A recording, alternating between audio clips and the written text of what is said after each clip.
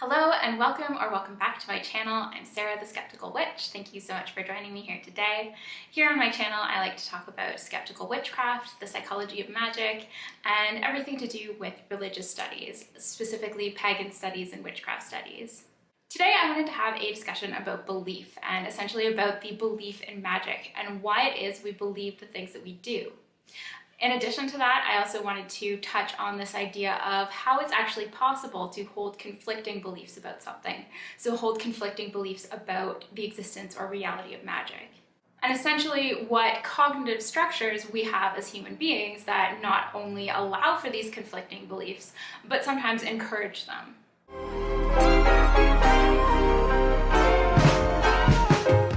So as a skeptical witch, practicing skeptical witchcraft for me means that I do witchcraft without necessarily believing that my actions are going to have any tangible effect on external reality. I don't believe that, what I do in a spell, at my altar, in a ritual, anything like that, I don't believe that it's going to be able to affect, my external environment in any realistic or tangible, objective kind of way. I do believe that witchcraft can have a really profound impact on me psychologically. I think that it can have a really huge impact on kind of my mind, on my beliefs, on my attitudes, on everything like that. So I do approach witchcraft from really like a psychological model. But even though I fully rationally recognize that magic is a placebo and that it's all kind of psychological, there's also this part of me that I can't let go of that really does want to believe in the reality of the magic itself. And this is why I also engage in what I call kind of chaos-driven witchcraft. And that's really this idea for me that I am using belief as a tool in these instances. And belief for me becomes fluid rather than kind of static and unchanging. So in instances where I'm doing this kind of spell work, I will fully, wholeheartedly embrace the reality of the magic. I will fully believe in the magic. I will believe that the spell I'm doing, whatever it is, can totally affect, my external reality in that moment, even though rationally I know that that isn't the case. Here you could say that I both believe and don't believe in magic at the same time. And I know that sounds really weird, but this is something that I want to unpack in this video, how it is actually possible to believe in something like magic and not believe in it at the same time.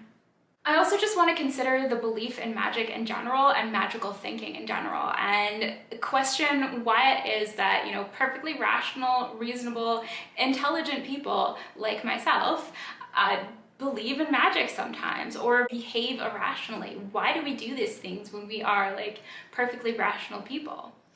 This is something that I'm really interested in and something that kind of comes up again and again in my pagan studies and my witchcraft studies and something that I want to explore here. So to start unpacking this idea of simultaneous belief and lack of belief, I just want to turn quickly first to the cognitive science of religion, which is an interdisciplinary field that really is just interested in kind of the underlying cognitive processes that give rise to religious practices and beliefs. So if we look at this area of research, we find that belief in things like gods and spirits and even magic, all of these things are not like extraordinary or weird. We find that our human minds are actually kind of built to not only allow for these beliefs, but in some circumstances to actually encourage them. So we find that belief in the supernatural actually arises out of completely normal cognitive structures and that it's completely natural to being a human being. Like I said, I like to think that I'm a pretty rational, intelligent person most of the time, and yet I know that sometimes I believe in completely irrational things, and I'm not alone in this either. A lot of us do this, and it's not just people who are in the, pagan, witchcraft, or religious, or any other spiritual communities at all. It's everyone who does this. We all have irrational beliefs sometimes. So a really good example of this irrationality that we all have on a daily basis, and one that I'm really interested in, is the phenomenon of magical thinking. So magical thinking is essentially the belief or the notion that you can somehow affect your external reality in tangible ways through your thoughts and behaviors that are in no way causally related to the intended outcome. So whatever you think or what you do, you might imagine that it is able to cause a certain outcome, but it is actually not able to do that. It's actually impossible for it to do that. So one example of magical thinking is witchcraft. So if a witch casts a candle spell, for example, to manifest a raise at work, that is a form of magical thinking, because the candle spell that this witch is doing in no way can actually rationally cause her to get a raise at work. But magical thinking doesn't just happen among people who claim to believe in magic, like witches or pagans or other religious people. Magical thinking happens among the general population as well, and we can see this in sports fans, for example. So a sports fan who wears a lucky jersey for every hockey game or something because they think that that somehow helps their team do better or something, or someone who always insists on sitting on the same spot on the couch for every kind of playoff game or something because they think that if they don't, somehow that might curse their team or something, or jinx the win. We also see magical thinking just in kind of general superstitions and following old wives' tales and things, like don't walk in front of a black cat's path, or don't step on cracks on the sidewalk, things like that. Things that a lot of us do just kind of instinctively on a day-to-day basis without even realizing that we're doing it sometimes. So if we're looking at the cognitive science of magical thinking, there is a really interesting article by Jane Risen that I will link down below so you can check that out, that I'm going to discuss a little bit here because I think it's really illuminating and kind of makes us think about magical thinking in some interesting ways. So Risen essentially discusses how magical thinking can be thought of through the dual process model of cognition. So if you don't know what the dual process model of cognition is, it's basically that there are two general levels or two kind of main modes of thinking that we have as human beings. So we have system one thinking, and that is intuitive thinking, that is reactionary thinking. It's a very automatic kind of thinking. It's very emotional, affective kind of thinking. It requires a very low amount of mental energy for us to do this kind of thinking. And that's why it makes up about 95 to 98% of all of our thinking. System one thinking is responsible for pretty much all of our day-to-day judgments and decisions that we make, but because it is so fast and reactionary, it's also really prone to bias and stereotyping because we don't really critically reflect in this kind of thinking. It's just really automatic. And then we have system two thinking, which is the opposite of system one thinking. So system two thinking is rational thinking. It's very deliberate kind of thinking. It's slow thinking. So it's thinking that we actually take time to really process, and things that we really take time to analyze and kind of logically reflect on. So Risen says that from within this model, we can see that magical thinking really arises from system one thinking. Magical thinking is really intuitive, and system one thinking is responsible for that kind of intuitive thinking. Sometimes we will just continue on with these magical thoughts. Often, we're not going to think about them critically. We're not going to challenge them. Sometimes we'll just continue to believe these things forever and really never have these beliefs challenged, never have our irrational actions challenged. But sometimes they will be challenged, and sometimes they will kind of be stopped in their tracks. So this is when system two kicks in and really challenges system one.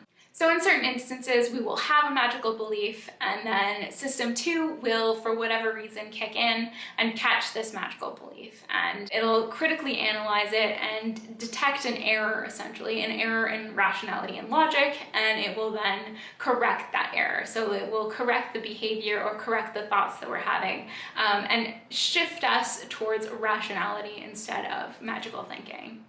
There are various reasons why system two might kick in and why it might not. You can kind of check out Risen's article if you're interested in this. Generally, it's thought that if an error in rationality is detected, then that error will be corrected. So if system two catches an error, then it should be able to correct that error. So if I am frantically searching for my lucky pen before writing an exam, and I can't find it and I'm getting really upset, I might catch myself in that moment and decide that I'm being silly and irrational, and I should theoretically stop what I'm doing and just carry on with a different pen. But we know that that doesn't actually always happen. Even though I might realize that I'm being completely irrational about the pen and totally silly about it, I might just continue to frantically search for it anyways because I need that pen. What's really interesting is that we often fully recognize that we're being irrational when we engage in magical thinking and kind of magical behaviors, and yet we don't always necessarily correct those thoughts or behaviors. Sometimes we just carry on with them, even though System 2 has detected that error. This is what Risen calls acquiescence to powerful intuitions. So this happens when System 2 essentially surrenders and kind of just gives in to System 1. So it'll just allow those kind of original, intuitive, magical thoughts to continue, even though it really recognizes that they shouldn't be continuing. System 2 basically just complies to System 1. And again, there are various reasons why this happens and various contexts in which it might tend to happen more. And again, you can check out the Risen article that will be linked below if you're interested in learning more about that. Risen notes that in these instances, we don't just act as if we believe in the magical thought or the magical intuition, but we actually do believe in it. So when System 2 essentially gives in to System 1 and just lets it continue, that is not us just kind of acting as though we believe, but us actually believing in essentially magic to a degree.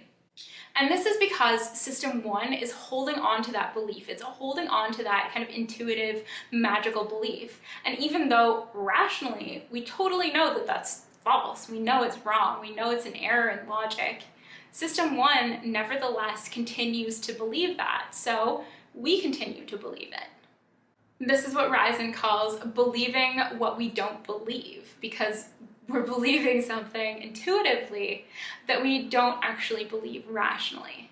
Essentially, we are simultaneously believing in something and not believing in something. And Risen also calls this partial beliefs. Rationally, I know that the spell that I am doing to help me get a paper published in a journal is not going to help with that at all beyond, helping me kind of psychologically prepare for it in some way. It's not actually going to change my external reality in some way. Rationally, I totally know that. But intuitively, I still want to believe and still do believe to some extent that that spell is going to help me get published. There's this System 1 part of me that just isn't quite willing to let go of that magic. And even though System 2 knows that I'm being crazy, it doesn't matter because System 1 still holds that belief. So essentially here, I am believing and not believing in the reality of magic at the same time. And this is something that a lot of us do whenever we, realize that we're being silly about some superstition or some magical thinking that we have, and yet we continue with it anyway. We are both believing and not believing in something at the same time, whether that be magic or, some other kind of supernatural, impossible force. This next article that I want to touch on briefly is one by Eugene Sabatsky. I hope I'm saying his name right, but it's on magical beliefs in the age of science and reason. And he really gets at this idea that the belief in magic is not just something that pertains to less educated individuals, but that the belief in magic is actually a really natural and normal part of being a human being. And not only that, but it's also a completely normal part of the subconscious mind. And that not only people who, say they believe in magic, like witches or pagans or whatever, hold beliefs in magic, but that everybody actually holds a subconscious belief in magic. So again, to show this, Eugene Sabatsky, he uses a dual process model of cognition again, System 1 and System 2, where he connects System 1 to the unconscious mind, the subconscious mind, and System 2 to the conscious mind, the rational kind of waking mind. And a belief in magic, he connects with that, System 1 unconscious mind. Whereas for most people, they will rationally deny the belief in magic. So, unless you're a witch or some other kind of magico-religious practitioner, you will probably deny that you believe in magic when you're thinking about things rationally with System 2. But even though, we rationally say that we don't believe in magic, Sabatsky's argument is that we actually all have a subconscious belief in magic, no matter who we are, no matter what we say we believe. In order to prove this, he uses the witch experiment, which is a pretty well-known experiment that has been conducted and reconducted time and time again because it provides really, really interesting results. So in this experiment, participants are provided with two scenarios. One where a witch, a self-proclaimed witch, approaches them just like randomly on the street or something and offers to do a good spell for them, like a really positive spell that will really benefit their lives down the line. And then in scenario two, participants are provided with a scenario where this same witch approaches them, but she offers to do a negative spell on them and something that will harm their lives going forward. And all of the participants in this case are people who claim not to believe in magic. So they are claiming to be kind of completely rational people who don't believe in the supernatural, don't believe in magic, don't believe in anything like that, don't believe in witches. In the case of the good spell, around 50% of participants say that they would allow it, which is pretty much what we would expect from a group of people who say that they don't believe in magic. 50% kind of makes sense for that. But for the bad spell, all participants, every single one of them, say that they would not allow it, which is really interesting because if they don't believe in magic, why wouldn't they allow it, right? Why shouldn't that statistic be the same as the good spell, right? If they truly didn't believe in magic, then you would expect it to be 50% again, instead of all of the participants saying that they wouldn't allow it.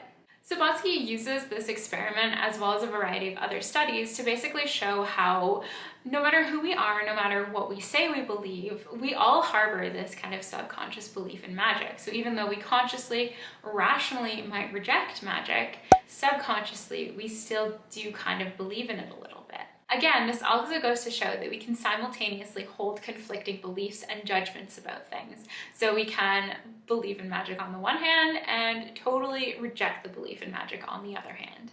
It also shows that rational people just behave irrationally sometimes. And this is because we are human beings. Human beings are not, logical computing machines. We make mistakes. There are faults in how we think. There are faults in how we perceive the world. There are faults in our beliefs, and that's just normal. That's just what it means to be human, essentially, is that we are perfectly imperfect. Though it may seem paradoxical to say that we can believe and not believe in something at the same time, it really isn't when we think about the fact that we are incredibly complex beings. We have incredibly complex minds, and what seems like it might be conflicting or counterintuitive doesn't really have to be. Personally, I've kind of learned to embrace this paradox of the mind and to embrace this magical thinking and this irrational part of me. I personally have always been really prone to magical thinking. Like even way before I ever started practicing witchcraft or getting into paganism or anything like that, I was always super prone to having like magical thoughts and all these like weird irrational beliefs and superstitions and stuff. And now that I do practice magic as a witch, and now that I have this kind of spiritual practice, I use that magical thinking to my advantage in my practice, where I just sometimes say fuck it and let go of rationality and let go of reason and just really embrace that magical side of myself, especially when I'm kind of doing a ritual or doing a spell or something like that. When I'm in that magical zone, yeah, sometimes I think it's absolutely great and wonderful to just give into that magical thinking and give into magical belief. Don't get me wrong though, I think that like rationality and critical thinking skills are vital. They are extremely, extremely important, especially in this day and age of, alternative facts and all of that. Like, I think critical thinking today in this day and age is extremely important, right? I'm not saying throw it out the window like entirely. What I am saying though is that there can be some value in accepting that it doesn't all come down to the intellect. There are other ways of thinking, of knowing, that extend beyond the rational intellectual mind. Scientific rationality is not the end-all be-all. There is more to the human experience than that. And I think that, magic and witchcraft and spiritual practice really opens up a space for us to acknowledge that and to understand that and really embrace that. Magic can be so incredibly enriching in the way that it is connected to imagination and intuition and creativity and playfulness. And just really coming at the world with this different kind of holistic, interconnected perspective. For me, magic and like magical system one intuitive thinking, it's really like escaping into a good novel for a while and really getting lost in that fictional world. A part of me still knows that that isn't real, that it's just fiction, it's made up. But the part of me that's kind of in the driver's seat while I'm reading that good book is a part of me who allows that fantasy to take over, and this imaginative kind of creative part of myself. And that's really what happens, I think, when I am doing magic and witchcraft. That like magical, intuitive, imaginative part of myself takes over for a little while. The rational part is still there. It's never going to go away completely. It's always going to be there still, but it's just not in the driver's seat. I think the key though is to be able to find a balance between the two. So not becoming so overly attached to system 2 rational thinking that you're draining all magic and enchantment from the world, but also not becoming so overly dependent on system 1 thinking that you go off the woo deep end and lose all sense of reality. So I think it really is a balancing act. For me, magic is a balancing act and finding kind of like a happy medium between those two. Anyway, that is all that I have for this video today. Thank you so much for watching. Both of the articles that I mentioned are going to be linked down below, so you can find them there if you're interested in learning more. Also, this video is based on a blog post that I wrote recently, so you can check that out. I'll also have that linked below. There's kind of more detail, more information there about this idea of magical thinking and kind of the psychology of magical beliefs. So if that's something you're interested in, you can check out that as well. I'd also be interested to know your thoughts on this topic, on like magical belief, magical thinking, and whether you have magical beliefs, whether you engage in magical thinking every now and then, or kind of indulge yourself in these magical beliefs, even if maybe rationally you don't actually believe in these things. Yeah, so if you have any thoughts on that, leave them in the comments down below. And again, thank you for watching and have